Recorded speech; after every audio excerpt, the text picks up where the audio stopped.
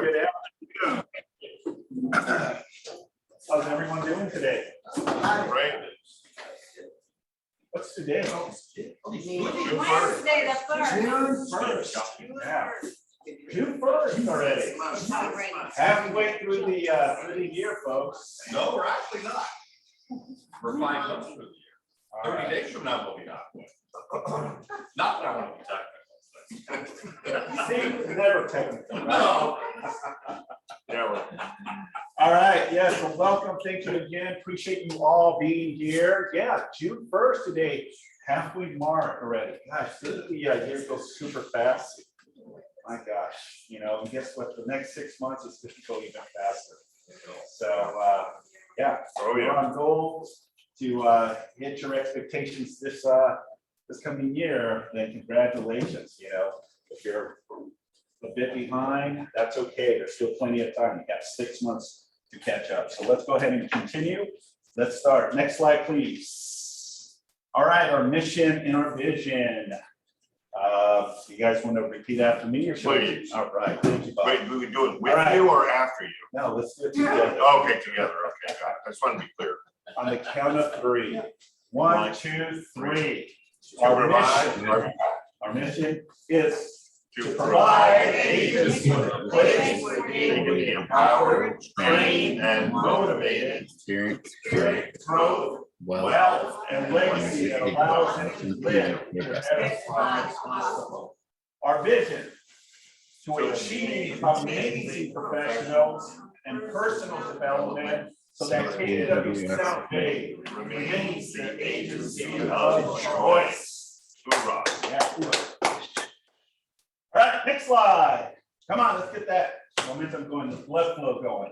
All right, let's thank Mindy for providing us with lunch, but also try to my MHD. So Mindy, take it away, please. Thank you. That's an old photo. It's my 17th year, so I think that one was done maybe 10 years ago. Do you know if do I just hit this for the PowerPoint? Oh, there's a, no, Natalie should be taking care of that. So Nat, do you have her PowerPoint? No one shared that with me. I didn't know you have PowerPoint. Okay. Did you give it to? I gave it to Owen, I guess. Oh, okay. And I think you. Sorry. Sorry. So Okay, well, we're gonna have to wing it on this one. it's okay, I can wing it. It's just the image is so much more powerful than me describing it, but that's okay, I can do it. 17 years. You got it. Yeah, You got I this. got this, I got this. It's honestly, it's called discipline, practice, and consistency. I give probably 1 or 2 presentations a day, and when I was Zooming for 2 years, as you know, I might be on 5 different office meetings on a Wednesday and just go from one right to the other. I was even doing 2 at the same time because yours was a conflict, so. Right. The advantage of Zoom, but I didn't get to see your smiling faces or bring you pizza, so. Yeah. So what I want to share is that well, first of all, the natural hazard disclosure industry is still not regulated. Do I have to stand here for Zoom? Well, yeah, because the camera is Okay. actually Okay, facing. so title, escrow, and home warranty are all regulated industries. The natural hazard disclosure industry was created in 1998 and is still not regulated, even though Civil Code 1103.7 requires the listing agent representing the seller to give this report within 7 days of the accepted offer. That's so that the buyer knows, are they in a flood zone, a fire zone, an earthquake zone? When Assembly Bill 38 came out last year, January 1st, 2021, that was to determine and disclose, are you in high fire, very high fire severity zones? This has always been on the signature page since 1998. It's just a heightened awareness when the Assembly Bill came out last year. So my NHD creates our report using state, county, and most important, local maps. The local map is going to supersede state and county every time. So on our summary page, we have separated for the last year. If you're in a high fire or very high fire severity zone, we put it in red, 8038. We separate SRA, which is the state responsibility area, from local and county. That's because if the client buyer is on the state responsibility level, they have to go through CAL FIRE to make sure they're 8038 compliant. MyNHD is giving a link to CAL FIRE so that the buyer can just click on the link, make an appointment. They come out in a week or so, assess the environment, tell the homeowner what do they have to do to bring their house up to 8038 compliant. And then they have a whole year from the day escrow closes to get that done. No one has to get their house ready to sell or ready to buy on 8038, okay? That's been a big flag for a lot of people. What does my client have to do? If they're on the local level or the regional level in a fire zone, then you call your local fire department. And we're in the process of gathering all 58 counties and adding those local fire departments as well. So what I want you to remember, thank you, Natalie. Yay. Bless you. Can you click on the next slide that shows in and out of the fire zone? Okay, the next one. Perfect, thank you. Okay, that's good. Look at the difference between county and local level and state. So when my competitors are only using state maps, is that complete and accurate? No. So do yourself a favor. When you're representing the buyer, stop leaving it blank. Stop writing seller's choice. You know why? You're not representing your client. You're rolling over and accepting whatever the listing agent wants to give you. And what if that agent doesn't know there's a difference in the report, goes online, buys a cheap little NHD for 50 bucks? No, you're sneezing to the truth. Thanks, Bob. Amen. Preach it, sister.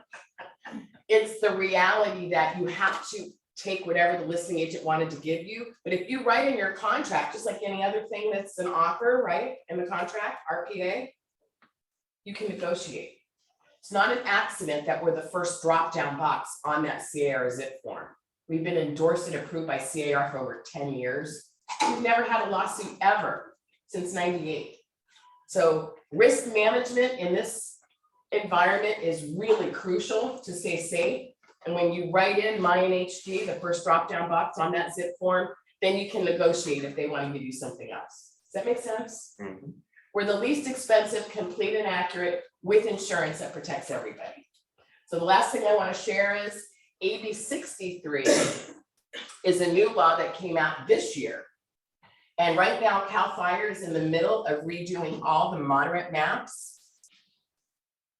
All the moderate maps are going to be done hopefully by the end of this year or the first quarter. And as soon as they're done, that's going to be implemented into our NHD report. So this is what's coming down the pike, not just fire zone and high fire. Is your client a buyer in a moderate fire zone? And if they are, they may need to do things to protect their house as well. Are there any questions on that?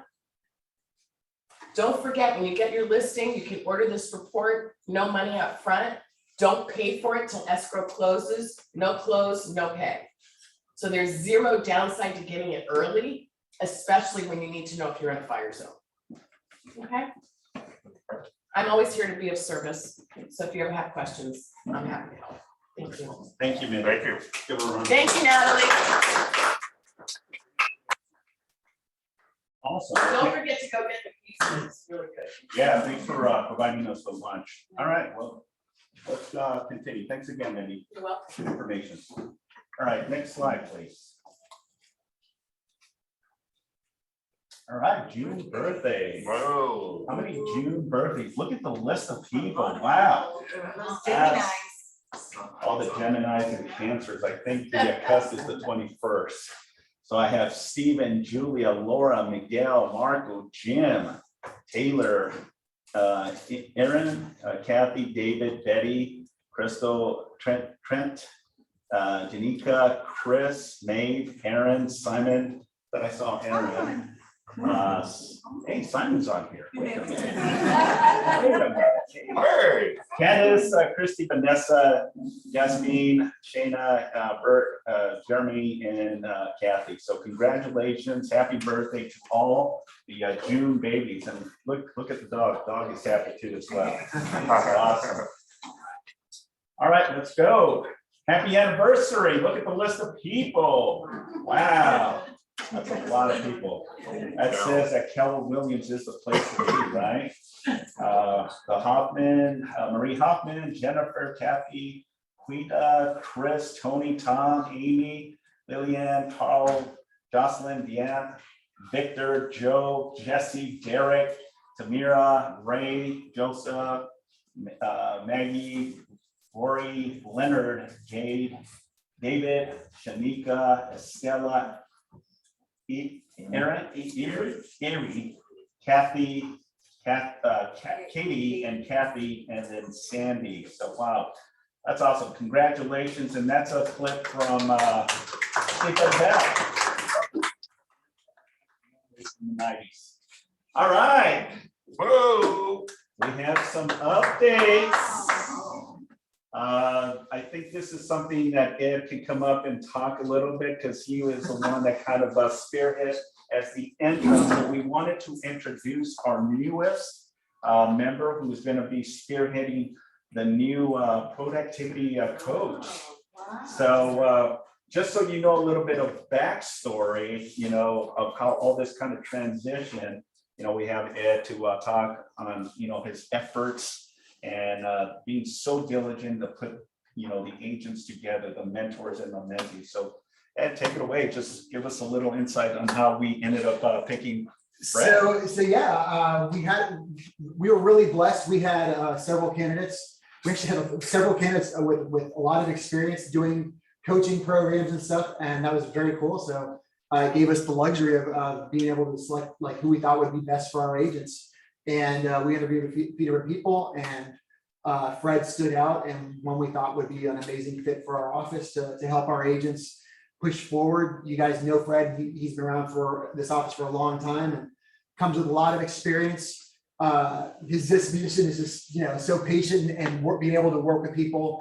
He has a lot of experience helping people grow, you know, in business and in personal life and stuff. So it's just really neat, such a great fit, and we're super excited about it. So Fred, come on up. Want to say a few words?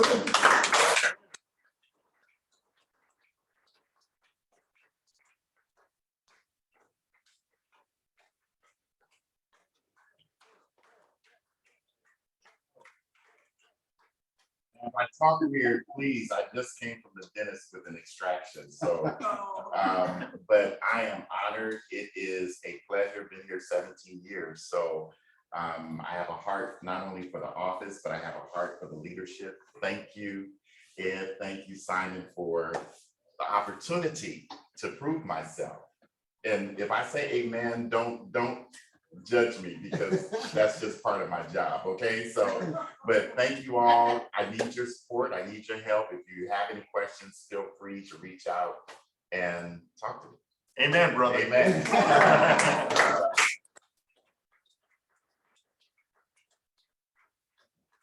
We're definitely honored to have Fred as our new PC coach. Brings lots of insights, experience.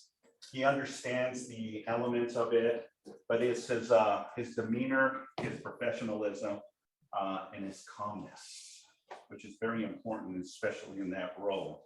So he will be spearheading this moving forward, and it's super exciting of what we've been able to create. Again, thanks, Ed, for being the interim and doing so much and so little. And let's get to work, right, Fred? Yes, absolutely. Amen to that. All right, let's go ahead and continue. All right. We got Ed coming up and giving us, wasn't that cool what That we was did fun. last? That was Yeah, fun. we're gonna try to do it maybe, what, maybe twice a month? Yeah, once a month or twice a month. Yeah. We're going to do that again. It was a lot of fun. Yeah. I've got something different for you guys today, and it's going to be kind of brief. I know we have a lot on the agenda. I'm going to read something for you guys here. This is from, of course, MREA, and then I'm going to tell you why I'm reading it and tell you kind of what we're going to do here for the next couple weeks.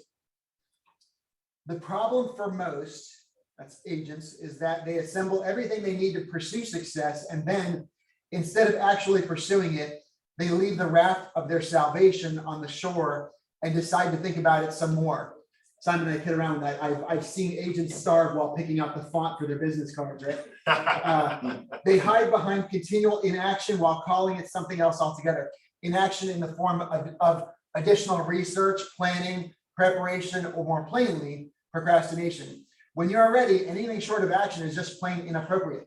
Simply put, top agents know that no action leads to nowhere, and nowhere is not where they plan to be. When you know what to do, there comes a point when it's just time to shut up, get up, and giddy up. MREA agents clearly understand this. They know that to have results, they have to take action.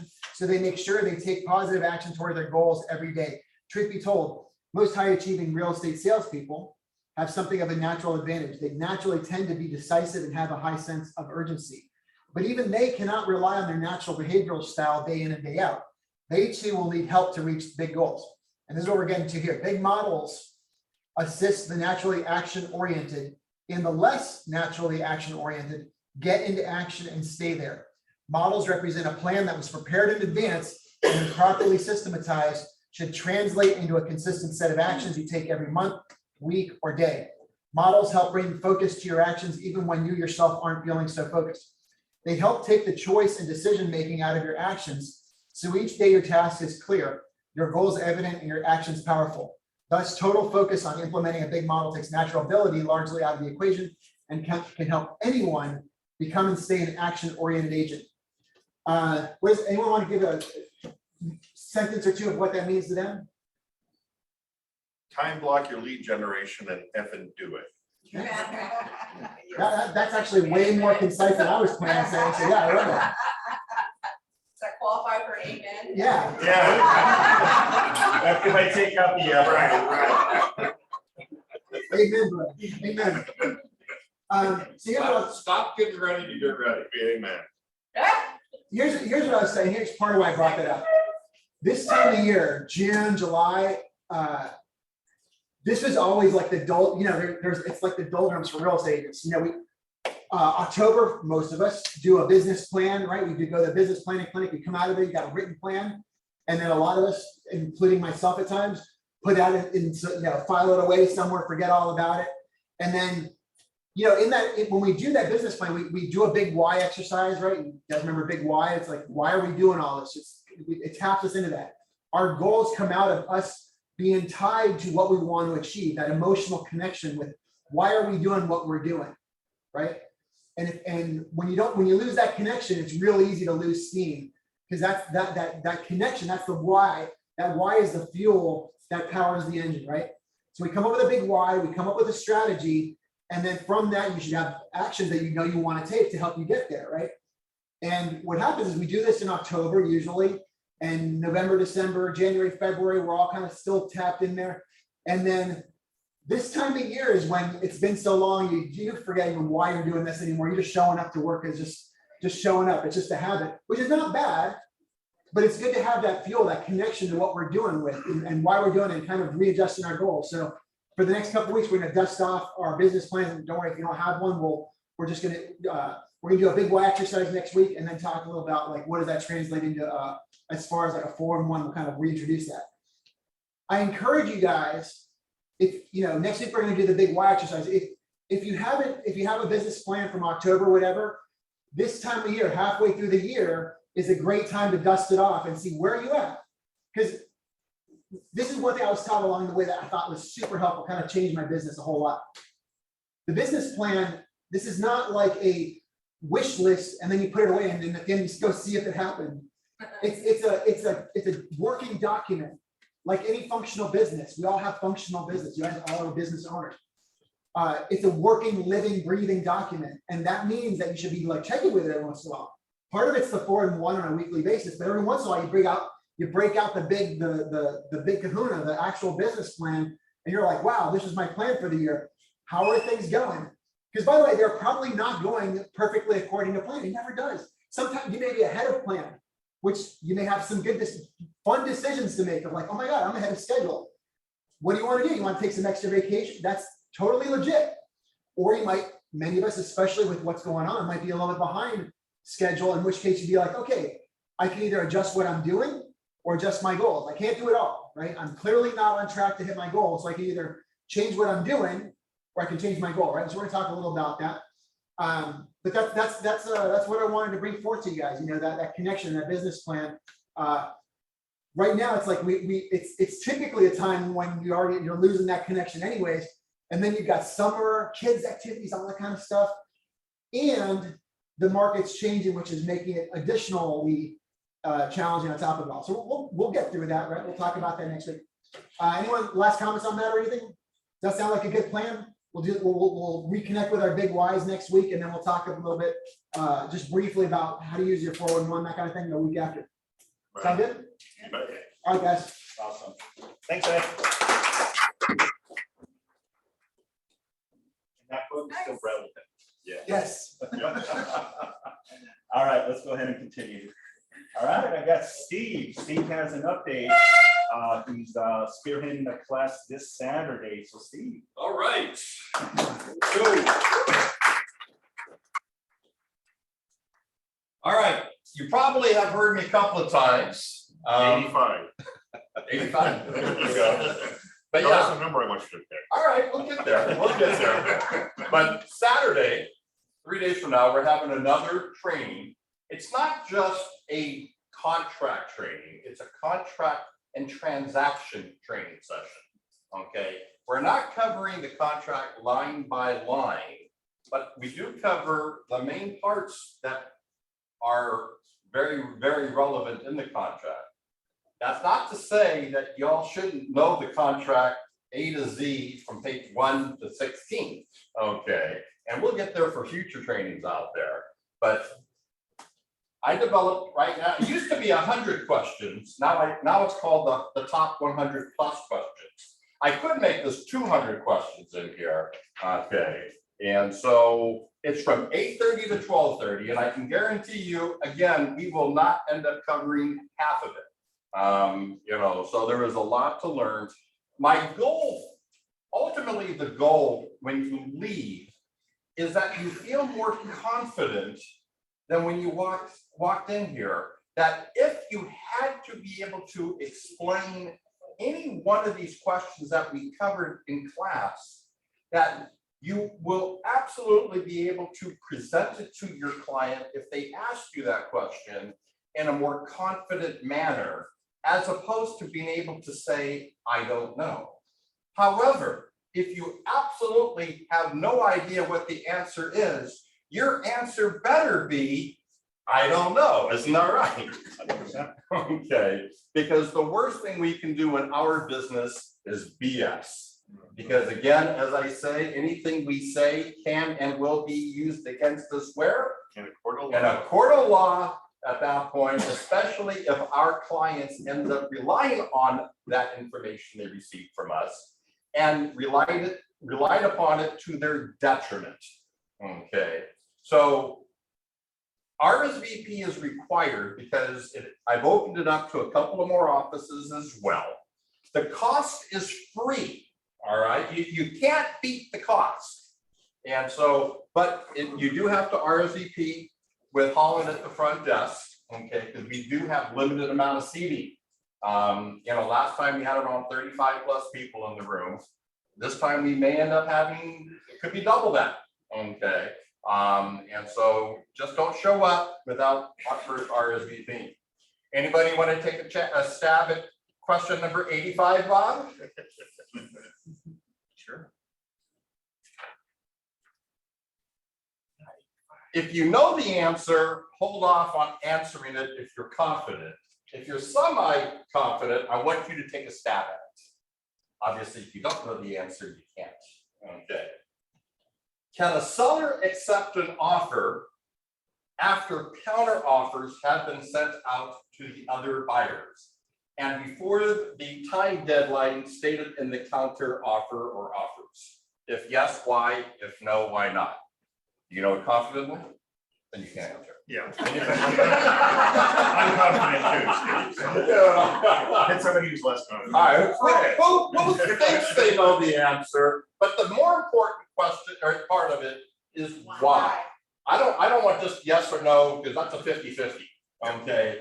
The more important part of everything is the why. All right. So you can explain that to your clients.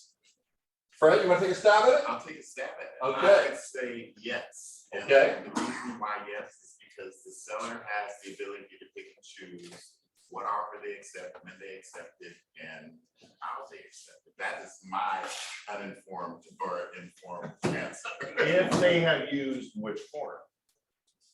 If they do the counter offer. Well, now you're going into a multi-level, which we're gonna cover on Saturday, by the way. I want to Okay, know that. but however, but the long and short answer to the question is yes, the seller can.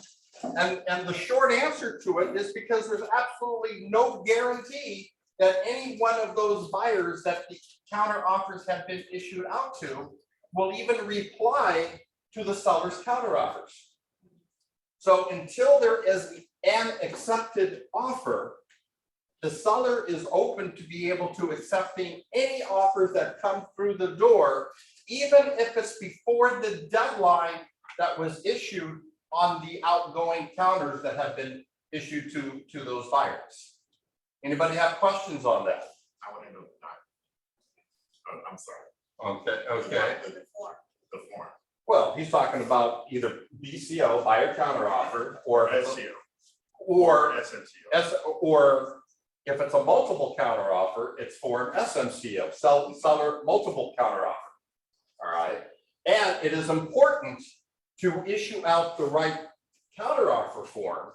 Okay, you do not issue out a multiple counter offer form to only one counter offer, and vice versa. You do not issue out a single counter offer form when it's a multiple.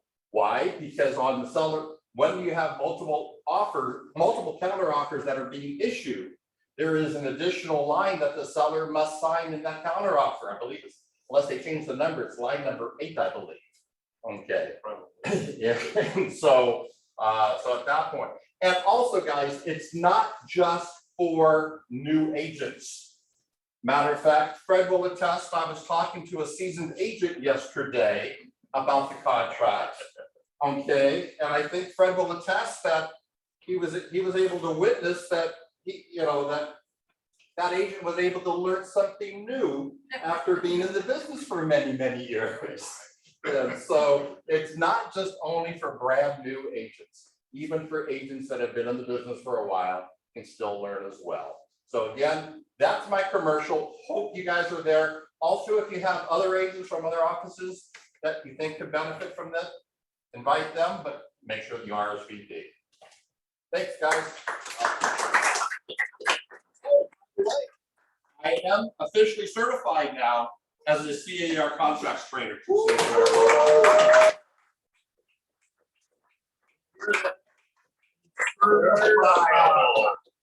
Certified, Steve. Like you know that all the time. Now, Steve, who recommended you to get certified? You know, I'll tell you, there was one special guy in this office who actually made that recommendation. I wonder who that was. That's awesome, Steve. Thank you very, very much. You know, again, the importance of understanding, to me, 3 things that I always resonate with me all the time in 26 years of doing this. Learn contracts, learn negotiations and objection handlers. The technology aspect of it is fun and exciting. It's great, and it's a great leverage. But I have to admit that Steve is right, spot on when it comes to understanding the ins and outs, because there's a lot of avenues in how you can articulate that conversation with the buyer and the seller, and the importance of avoiding litigations, mediations, and more so being involved in it in a lawsuit too as well. So thanks again, Stephen. This Saturday, 8:30 to 12:30, 4 hours. 4 hours. It'll fly by. Boot camp. Yeah, so awesome. All right, let's go ahead and continue. All right, I mentioned this last week. Please join us this coming Monday, June 13, from 9 to 3 p.m. on the customer experience with Braden. He's a team leader and partner with Echo Real Estate. He's one of our agents here at the South Bay office. This guy is awesome, really knows the ins and outs. And speaking of negotiations, he is a certified negotiator, teaches the class as well, and provides you at the end the certification to become a negotiator as well. So that's going to be maybe in the near future we'll have him come back and teach the negotiations class. How many people would love to get a class in negotiations, right? Steve, right? The importance of negotiations, right, Bob? Right. You know, I hear Bob every single day. And, you know, he picks up the phone on a regular basis, makes the commitment to show up. And he gets sometimes some really bad calls, but he shows up and he's still, and there's times where he'll say, you know, today I just got beat down, you know, but he still shows No, I up. say I got my ass kicked. Yeah. My way is the PG version, his is the rated R version, so. But, Amen. showing up. So this coming Monday, 9 to 3 p.m. here in the training room. June 13th, is that 2 weeks? I'm sorry, 2 weeks. My apology, not next Monday, but the following. I just saw Monday and I thought Monday of this week. No, June 13, which is 2 weeks from today, okay? Yeah, let's go ahead and support. He does provide a lot of incentives and a lot of value in his topics. All right, next slide. All right, KW Tech training opportunities. Find first win with Command Basics. Idea for solo agents new to Command. It's a free course. Design your marketing, establish your brand. Ideal for learning how to create digital and printed market materials in Command. That is at a cost of $50. If you want to take advantage, please register at the KW Marketplace. And all the details are there. Next slide. Our KW segment events. We have our mastermind search engine, June 7th from 12 p.m. I think it's probably about an hour. Luxury learning series, June 10th. Commercial mastermind prospecting, June 14. Land mastermind flip and subdividing, June 17. Military Mastermind, June 17, Luxury Mastermind, June 22nd, and New Homes Q&A. That'll be June 23rd at 12 p.m. All right, next slide. All right, we have Fernando Diaz giving us a mortgage update with Homebridge. Fernando.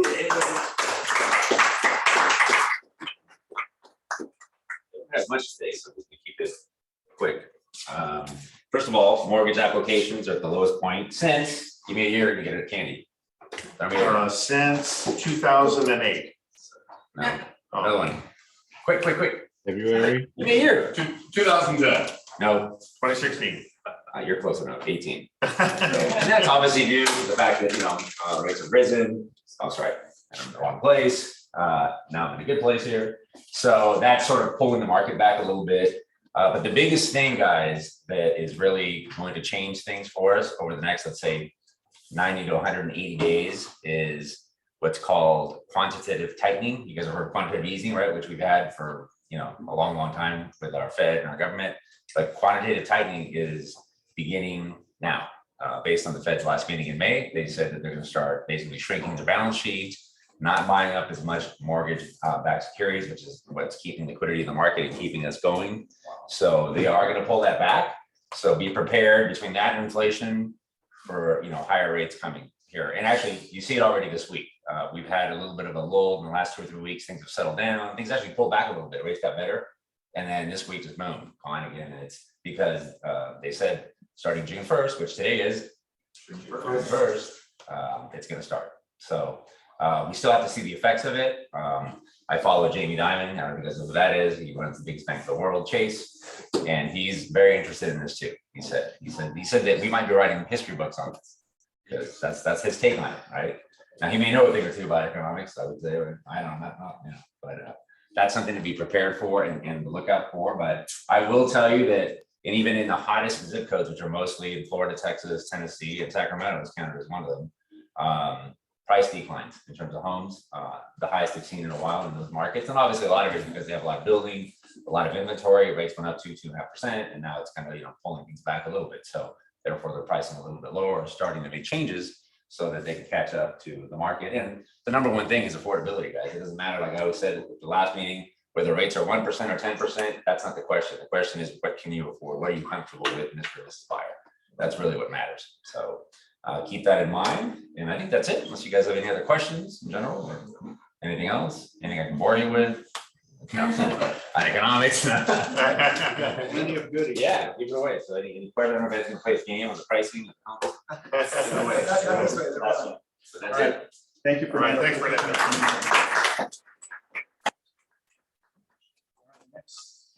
Next slide, please. The beauty of what we have here is that we have two amazing lenders. We have Fernando, and then we have Chris Rivera with Cross Country Mortgage. So let's give them a round of applause. Save the best for last. With that, I let Fernando go ahead and go take the first run, so he can talk about interest rates, because that's the bad stuff. But like you said, it eased up a little bit, but we're still okay territories, low fives, basically. But what I wanted to talk to you guys today about, just some of the success stories I've had now that I've been with Cross Country for about 5 weeks. It was a huge learning curve. Still learning as I go. Get tripped up every once in a while, and you learn as you get tripped up, and so you get better at it. But I've had some success stories already. One, we had a loan that was declined with Lend US that just wouldn't do it, didn't meet Fannie Mae guidelines.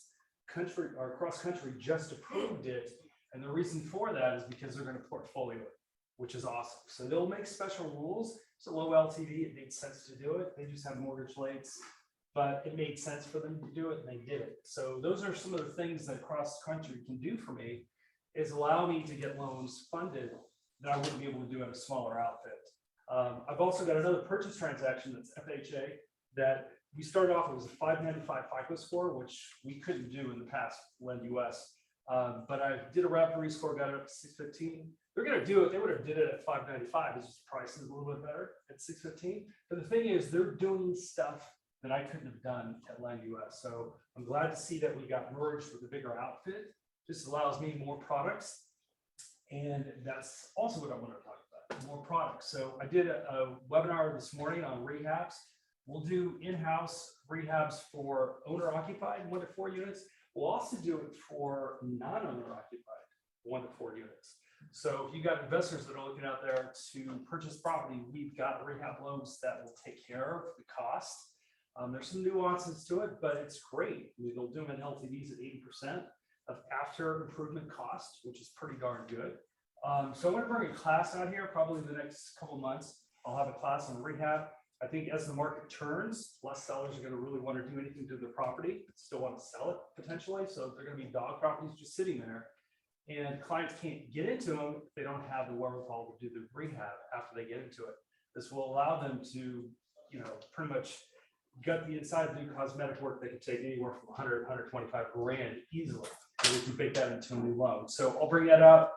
Keep an eye out for that. Other than that, you guys have a great weekend. Hopefully you had a great last weekend. As you can tell, I'm tan. I can't tan. I got tan. So anyway, you guys have a great weekend. We'll see you. All right, thanks. He does have a good tan, by the way. I thought I had a good tan. All right, next slide, please. All right, broker matrix. So let's see what the market is dictating right now. All right, so this is 90501. The highest home price of a single family right now, as of May 17, was 1.499. 1.499. Average home price was 963.4. Medium home price was 8875. That's the 90501. Okay, next slide, please. We had sold 10 homes. Let me put my glasses. 10 homes, active 11, pending were 8 for the 90501 area code. All right, next slide, please. Next slide. I think we talked about that already. Next slide. All right, 90502. The highest price point of a single family home was $845. That sold on May 20th. Average home was $803,200. Medium home price was $820. Okay, that's the 9052. Sold were 5, active were 6, pending were 2. Next slide. Next slide again.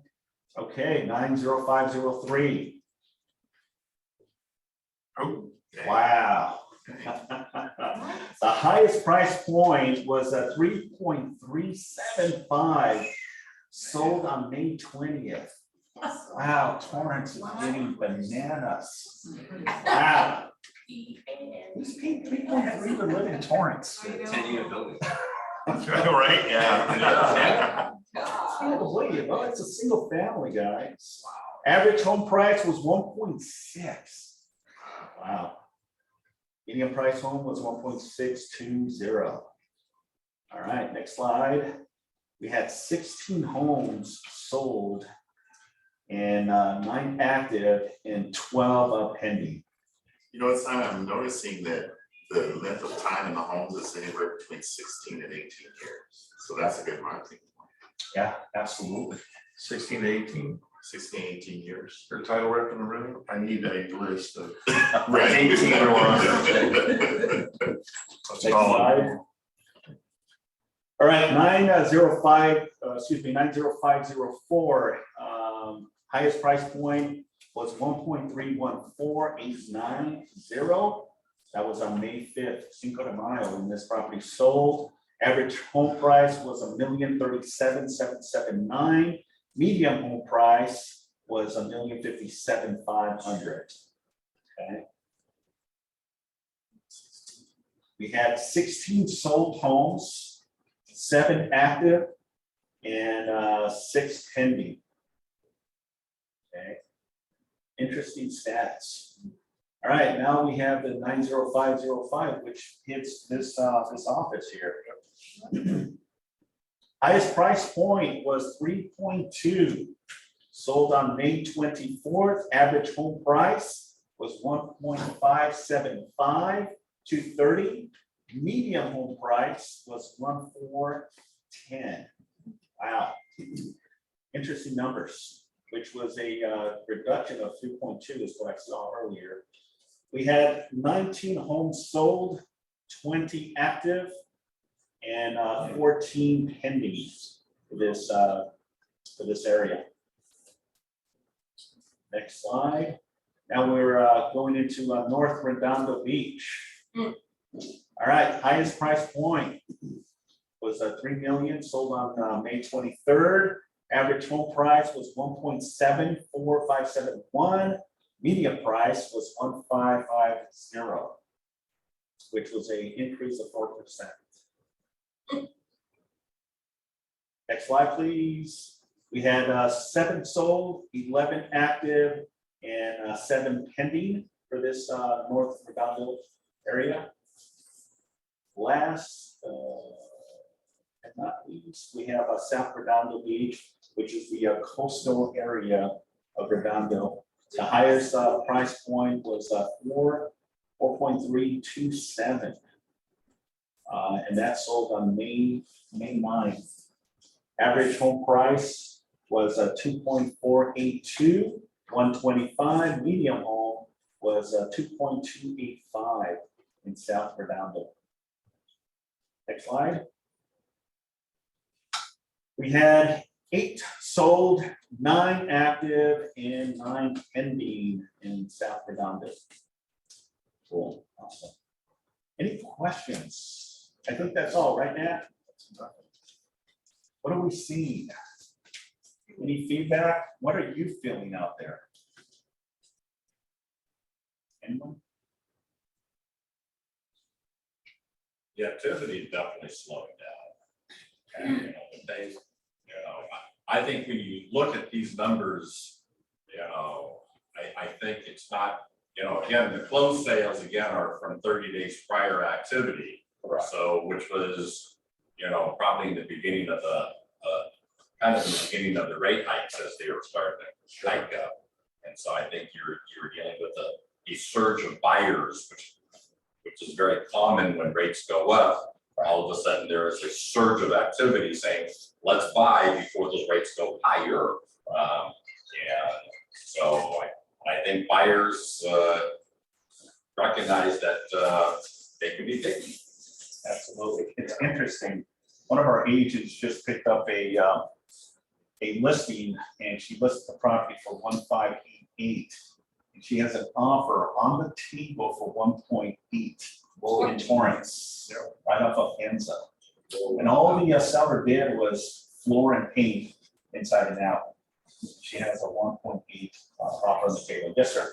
Part of what I'll tell you guys too is a lot of the data that I give you guys is based on national metrics. It's not like here local. So I will tell you that locally here with supply being so low, prices are still maintaining very, very high, as you can tell, see. And it is, just like he said, there's a lot of buyers that are basically in fear of rates going higher, and they don't see prices actually backing down and prices going higher with it, which means affordability is just almost non-existent, so they want to get in now, right? So, like when I meet with my team, we meet usually on Mondays, obviously Monday for holidays, we do it on Tuesday, and review everything that we've got going on.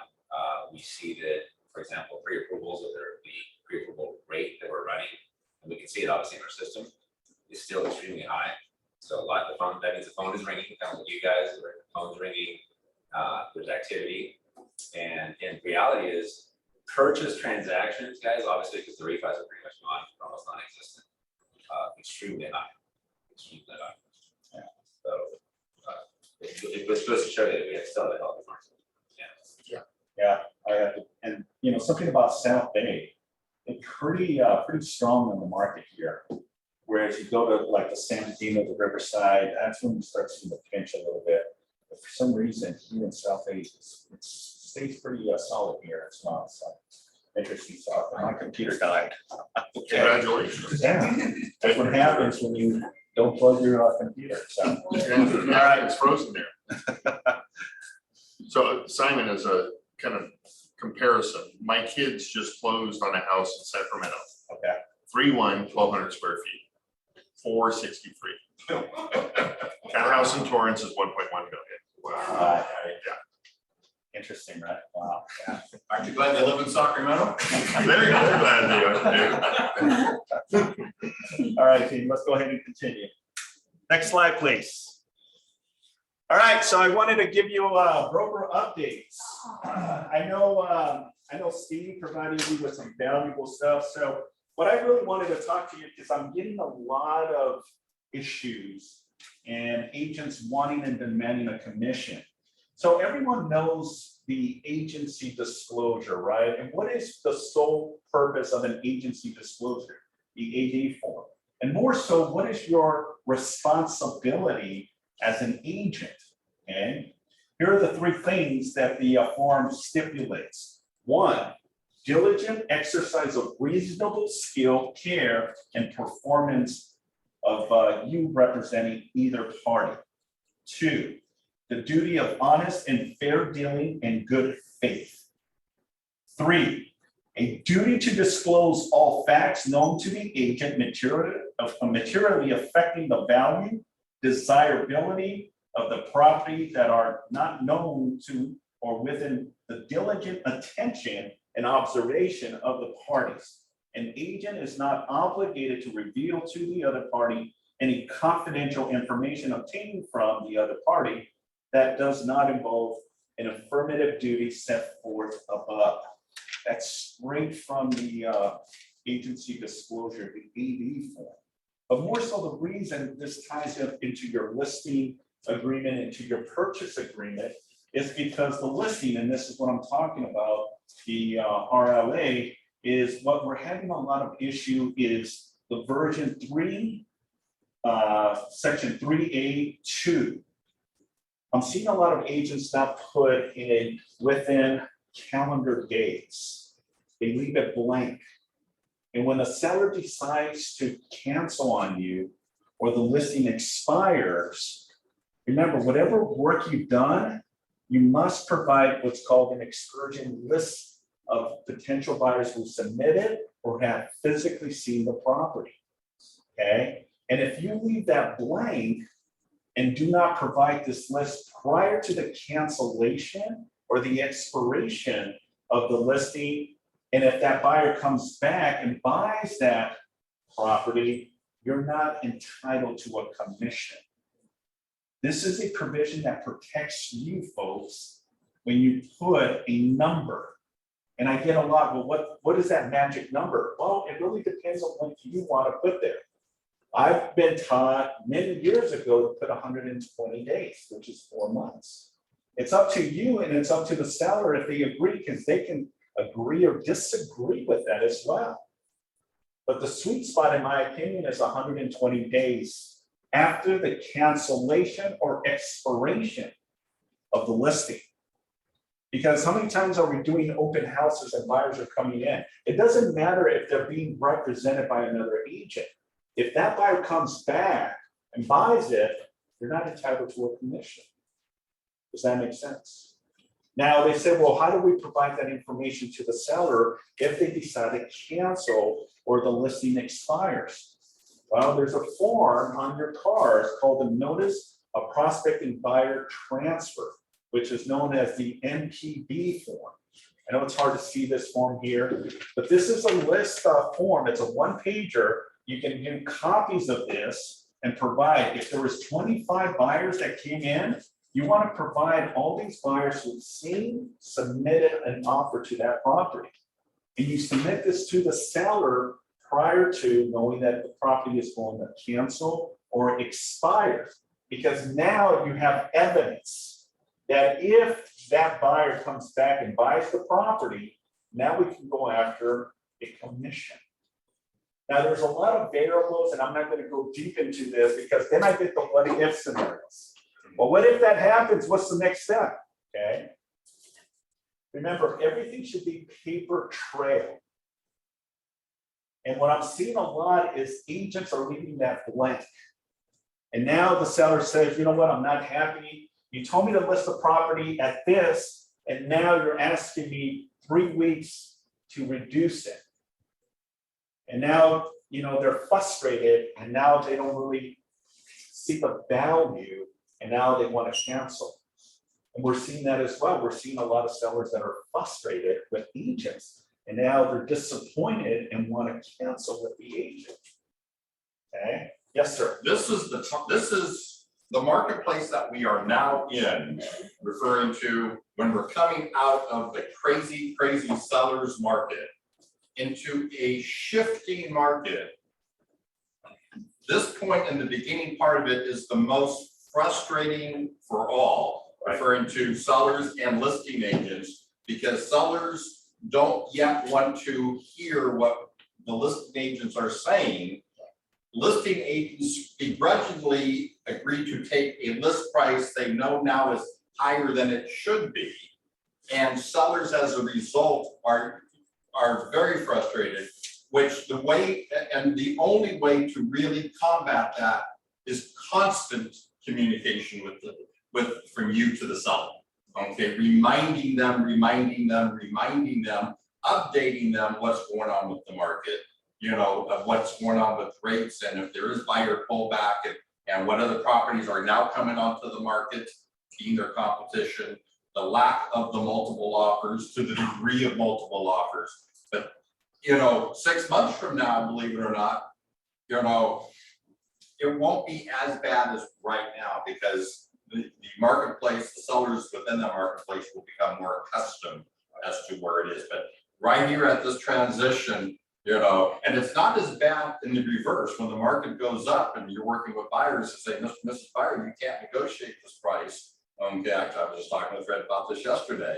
You know, plain and simple, all that's going to happen is when they end up losing out, recognizing, crap, you know, we're competing now against 15 offers. You know, yeah, we didn't have a chance with only coming in at the asking price. The buyer self-corrects easier than a seller.